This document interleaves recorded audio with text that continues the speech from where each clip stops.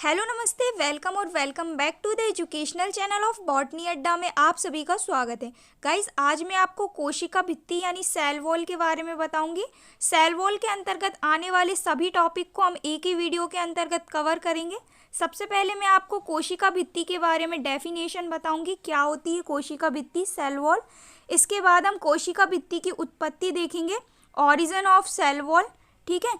Then इसके बाद हम इसकी संरचना देखेंगे, इसके बाद हम इसकी रासायनिक संरचना देखेंगे और लास्ट में हम इनके फंक्शंस देखेंगे, इसके कार्य देखेंगे।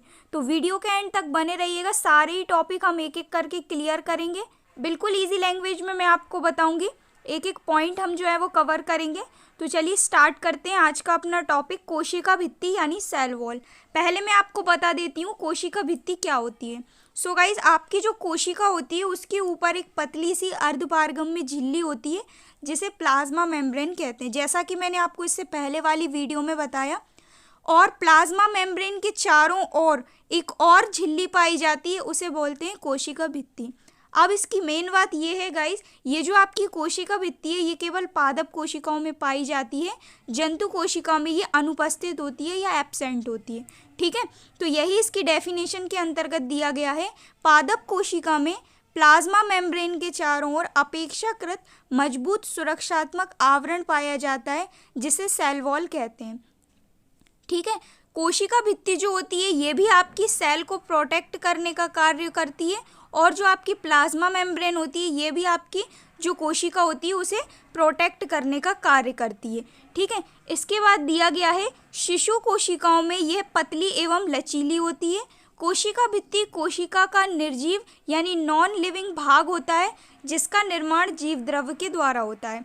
तो क्या होता है, जो शिशु कोशिकाएं होती हैं उनमें सेल वॉल पतली और लचीली पाई जाती है, ठीक है। और जो सेल वॉल होती है ये सेल की निर्जीव भाग होती है यानी नॉन लिविंग भाग होती है, ये जीवित भाग नहीं होता है सेल का, और इसका जो निर्माण होता है वो जीव द्रव्य के द्वारा होता है। आगे मैं आपको इसका ओरिजिन बताऊंगी, कैसे इसकी उत्पत्ति हुई, लेकिन इसका जो निर्माण है वो जीव द्रव्य के द्वारा ही होता है। जीव द्रव्य में विभाजन होता है जिसके द्वारा सेल वॉल का जो है वो निर्माण हो जाता है, ठीक है। कोशिका भित्ति के द्वारा कोशिका को निश्चित आकार तथा दृढ़ता प्रदान होती है, ठीक है। तो क्या कहा गया है, जो कोशिका भित्ति होती है, जो सेल वॉल होती है जो कि सेल के ऊपर पाई जाती है, तो जो कोशिका भित्ति होती है इसके द्वारा सेल की शेप, साइज और उसको दृढ़ता प्रदान करती है कोशिका भित्ति यानी सेल वॉल कोशिका को, ठीक है। इसके बाद दिया गया है कोशिका भित्ति माइक्रोफाइब्रिल्स के कई स्तरों की बनी होती है। अब कई स्तरों की इसलिए बनी होती है क्योंकि अलग अलग जीवों में जो है वो कोशिका भित्ति अलग अलग टाइप की पाई जाती है, जैसे कि जीवाणुओं और नील हरित शैवाल में कोशिका भित्ति पॉलीसेकेराइड और प्रोटीन्स की बनी होती है, ठीक है। सभी पादपों में कोशिका भित्ति सेल्यूलोज की बनी होती है। कवकों में कोशिका भित्ति पॉलीसेकेराइड और काइटिन की बनी होती है। तीनों ही point very very very important है, मल्टीपल चॉइस क्वेश्चन में पूछे जाते हैं। जीवाणुओं की कोशिका भित्ति काई की बनी होती है, पादपों की कोशिका भित्ति काई की बनी होती है, देन कवकों की कोशिका भित्ति काई की बनी होती है, ठीक है। तो याद रखिएगा कोशिका भित्ति जो है वो माइक्रोफाइब्रिल्स के कई स्तरों की बनी होती है। जीवाणु में ब्लू ग्रीन एल्गी में कोशिका भित्ति जो है वो पॉलीसेकेराइड और प्रोटीन की बनी होती है। पादपों में सेल्यूलोज की बनी होती है और कवकों में काइटिन और पॉलीसेकेराइड की बनी होती है, ठीक है। तो ये हुआ इसकी डेफिनेशन और इसका इंट्रोडक्शन कोशिका भित्ति का, सेल वॉल का। अब मैं आपको बताती हूँ कोशिका भित्ति की उत्पत्ति कैसे हुई, ऑरिजिन ऑफ सेल वॉल। तो देखिए, यूकैरियोटिक पादप कोशिकाओं में केंद्रकीय विभाजन के बाद कोशिका भित्ति का निर्माण होता है, इसको साइटोकाइनेसिस प्रोसेस कहते हैं।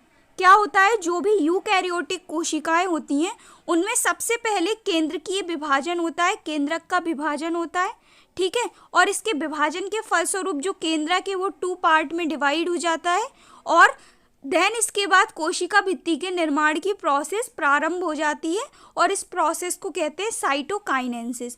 ये डायग्राम में आपको एक एक पॉइंट में समझाऊंगी। इसके बाद है प्रारंभ में दोनों केंद्रकों के मध्य में फ्रैगमोप्लास्ट की उत्पत्ति होती है जो आपस में मिलकर सेल प्लेट बनाते हैं। तो देखिए फर्स्ट डायग्राम में फर्स्ट स्टेप में क्या होता है, सबसे पहले यूकैरियोटिक कोशिकाओं में, पादप कोशिकाओं में केंद्रक का विभाजन हुआ और केंद्रक जो है वो टूटकर विभाजित होकर दो पार्ट में डिवाइड हो गए। ठीक है, देन इसके बाद क्या हुआ, फ्रैग्मोप्लास्ट की उत्पत्ति हुई फर्स्ट स्टेप में। ठीक है, फर्स्ट स्टेप में फ्रैग्मोप्लास्ट की उत्पत्ति के बाद सेकंड स्टेप में फॉर्मेशन हो गया सेल प्लेट का। ठीक है, सबसे पहले क्या हुआ, केंद्रक का विभाजन हुआ, देन इसके बाद फर्स्ट स्टेप में फ्रैग्मोप्लास्ट की उत्पत्ति हुई, देन इसके बाद सेकंड स्टेप में फॉर्मेशन हुआ सेल प्लेट का। ठीक है, इसके बाद देन सेल प्लेट अपकेंद्रीय वृद्धि यानी सेंट्रीफ्यूगल ग्रोथ करती है तथा मध्य पटलिका यानी मिडिल लेमिना का निर्माण करती है। तो देखिए थर्ड स्टेप में क्या हुआ, जो आपकी सेल प्लेट बनी थी सेकंड स्टेप में वो अपकेंद्रीय वृद्धि करती है यानी सेंट्रीफ्यूगल जो है वो ग्रोथ करती है और मिडिल लेमिना का फॉर्मेशन करती है, जैसा कि फोर्थ स्टेप में हुआ है फॉर्मेशन ऑफ मिडिल लेमिना। ठीक, इसके बाद दिया गया है, इसके बाद मध्य पटलिका के दोनों तरफ यानी मिडिल लेमिना के दोनों तरफ सेल्यूलोज फाइब्रिल्स परत के रूप में एकत्रित होकर प्राइमरी सेल वॉल बनाती है। ठीक, तो इस टाइप से होता है सेल वॉल का फॉर्मेशन। देन फिफ्थ स्टेप में देखिए डिपोजिशन प्राइमरी सेल वॉल। इन 5 स्टेप में हुआ सेल वॉल का फॉर्मेशन। सबसे पहले क्या हुआ, यूकैरियोटिक पादप कोशिका में केंद्रक का विभाजन हुआ, इस प्रोसेस को कहते हैं साइटोकाइनेसिस।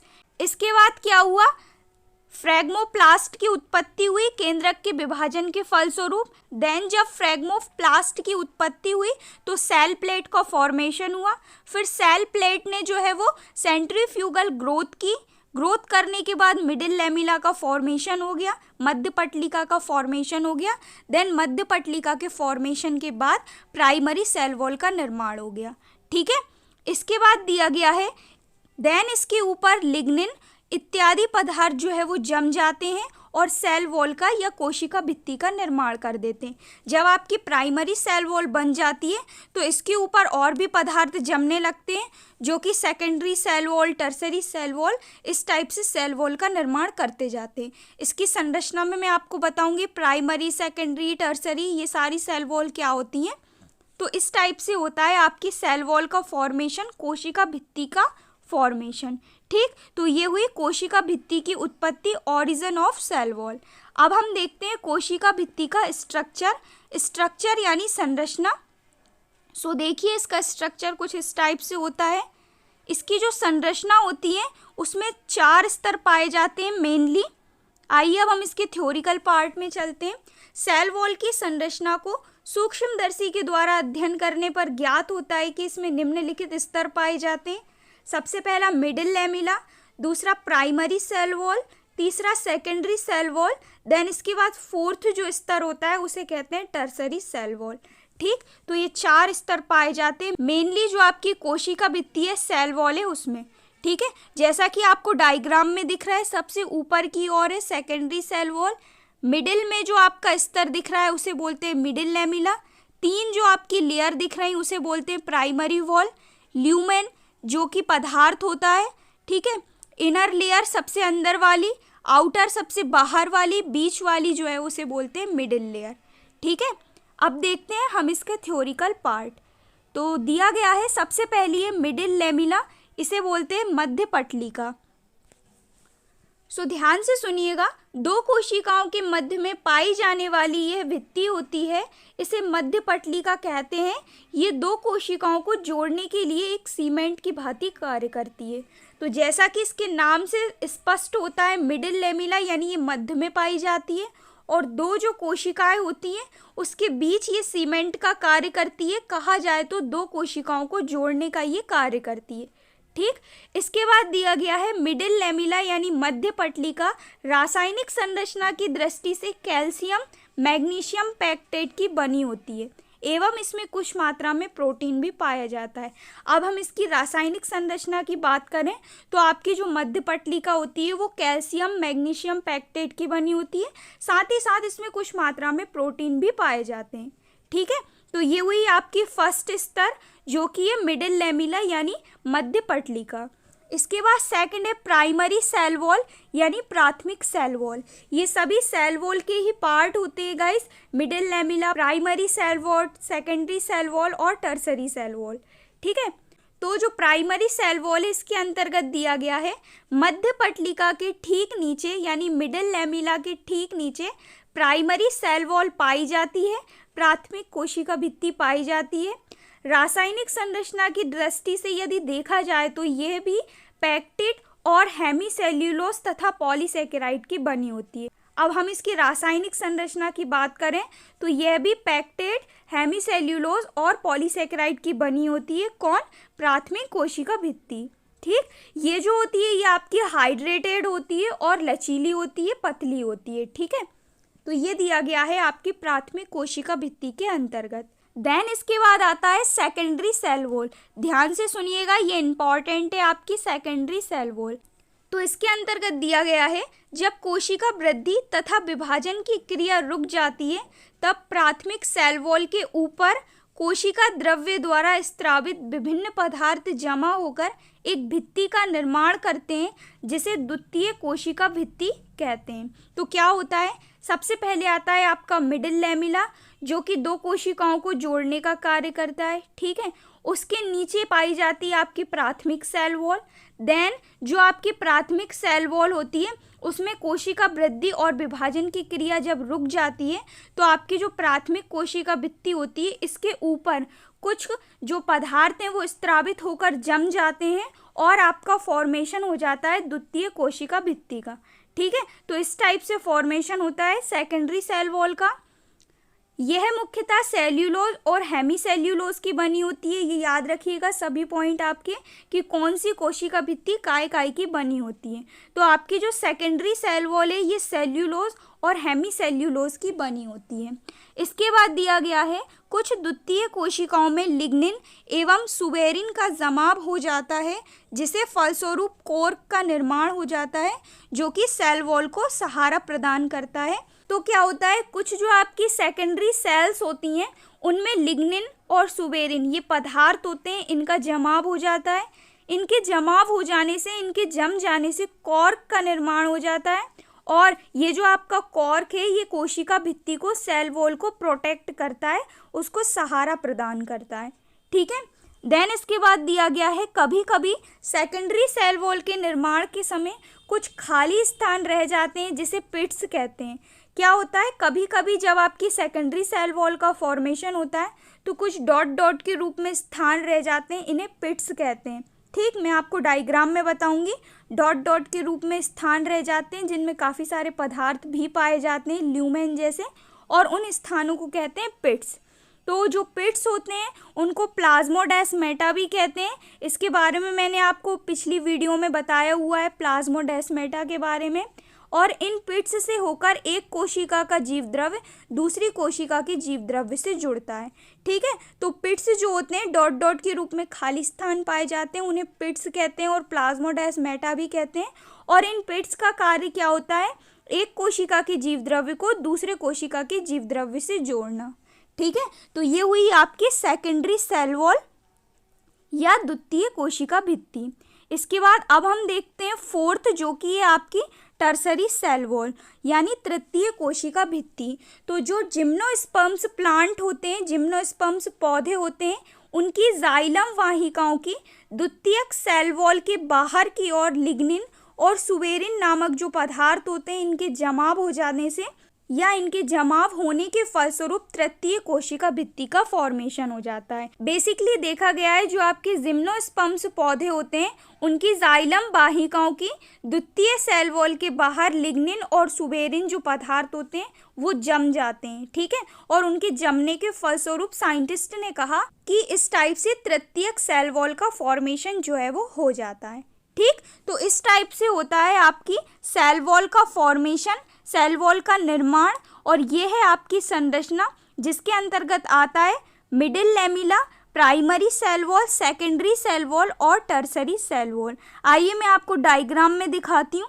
सो ये देखिए आप डॉट डॉट के रूप में जो आपको पाए जा रहे हैं इन्हीं को कहते हैं पिट्स या प्लाज्मोडेस्माटा। ठीक है, तीन लेयरों के बीच में जो मध्य वाली लेयर है उसे कहते हैं मिडिल लैमेला। ठीक है। तीनों जो लेयर होती हैं, तीनों जो भित्तियाँ होती हैं उनको कहते हैं प्राइमरी वॉल, ठीक है, फर्स्ट वाली। इसके बाद थर्ड वाली जो लेयर है इसके अंदर जो पाया जाता है इसे बोलते हैं ल्यूमेन, ठीक है। सबसे बाहर वाली जो होती है उसे बोलते हैं outer layer.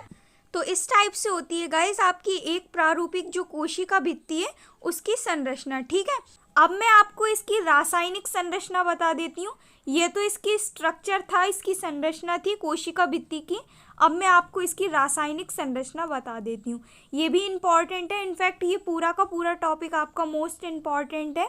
Long type question के रूप में पूछा जाता है 4 से 5 मार्क्स का, ठीक। तो अच्छे से कवर कीजिएगा। कोशिका भित्ति की रासायनिक संरचना, chemical structure of cell wall. So ध्यान से सुनिएगा। सामान्यतः सेल वॉल सेल्यूलोज नामक पॉलीसेकेराइड की बनी होती है जिसका सामान्य सूत्र C6H10O5 होता है, ठीक है। जैसा कि मैंने आपको बताया जो पादप होते हैं, जो प्लांट होते हैं, उनकी कोशिका भित्ति सेल्यूलोज की बनी होती है, ठीक है। और सेल्यूलोज एक टाइप से आपका पॉलीसेकेराइड ही होता है और पॉलीसेकेराइड जो है उसका सूत्र आपका C6H10O5 होता है, ठीक। सेल्यूलोज के साथ साथ कुछ पैक्टिन पदार्थ जैसे हेमीसेल्यूलोज, कुछ अन्य पॉलीसेकेराइड भी पाए जाते हैं। अब ऐसा तो है नहीं कि सेल्यूलोज केवल अकेला ही पाया जाएगा, इसके अलावा भी कुछ पदार्थ पाए जाते हैं जो कि आपके पॉलीसेकेराइड के अंतर्गत आते हैं, ठीक। इसके बाद दिया गया है मध्य पटलिका यानी मिडिल लेमिला मुख्य रूप से कैल्शियम और मैग्नीशियम पैक्टेट का बना होता है। देन इसके बाद दिया गया है primary and secondary cell wall, मुख्य रूप से सेल्यूलोज की बनी होती है। ये सभी चीज़ मैं आपको बता चुकी हूँ।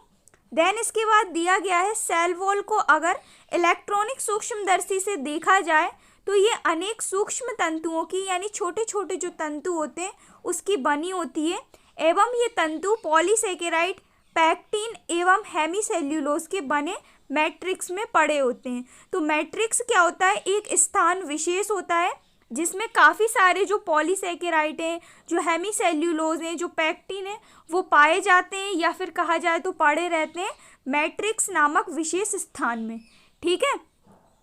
देन इसके बाद दिया गया है यह सूक्ष्म तंतु सेल्यूलोज के बने होते हैं।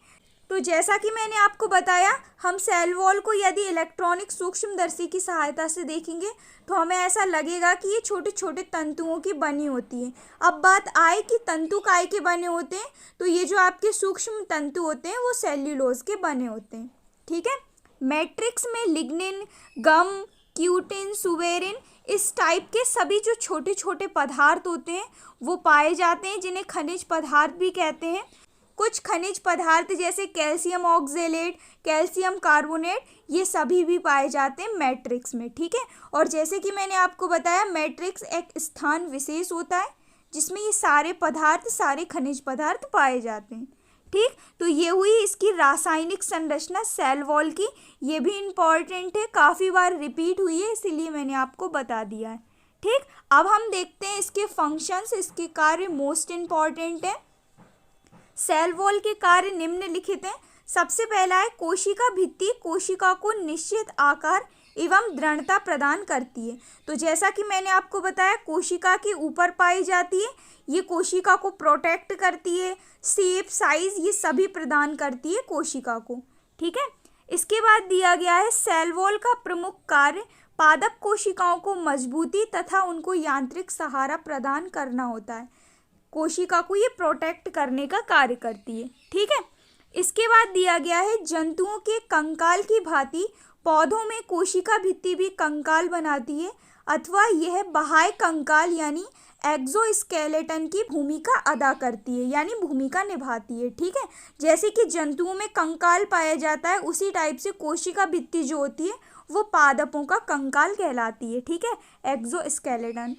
देन इसके बाद दिया गया है ये कोशिका की पारगम्य सीमा होती है यानी सेल्स में पदार्थों के आवागमन पर नियंत्रण रखती है, ठीक है, कि कौन कौन से पदार्थ आने चाहिए, कौन कौन से पदार्थ जाने चाहिए, इस टाइप से पारगम्य सीमा का वर्क करती है। इसके बाद दिया गया है ये विभिन्न कोशिकाओं के कोशिका द्रव्य में संबंध स्थापित करने का कार्य करती है एवं जो सेल वॉल होती है वो भौतिक दबावों से भी कोशिका की रक्षा करती है। ठीक, तो इस टाइप से ये 4 से 5 मैंने आपको फंक्शंस बताए, वेरी इंपॉर्टेंट फंक्शंस है। तो ये सारे टॉपिक को अच्छे से आप कवर कर लीजिएगा। कोई भी डाउट हो आप मुझे नीचे कमेंट कर सकते हैं। नोट्स अच्छे से आप प्रिपेयर कर लीजिएगा। आशा करती हूँ वीडियो आपको क्लियर हुआ होगा।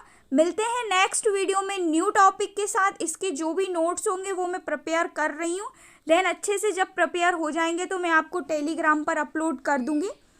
सो अच्छे से पढ़िएगा। कोई भी प्रॉब्लम आए आप मुझे कमेंट कर सकते हैं। मिलते हैं नेक्स्ट वीडियो में न्यू टॉपिक के साथ। So thank you so much for watching. Keep on learning.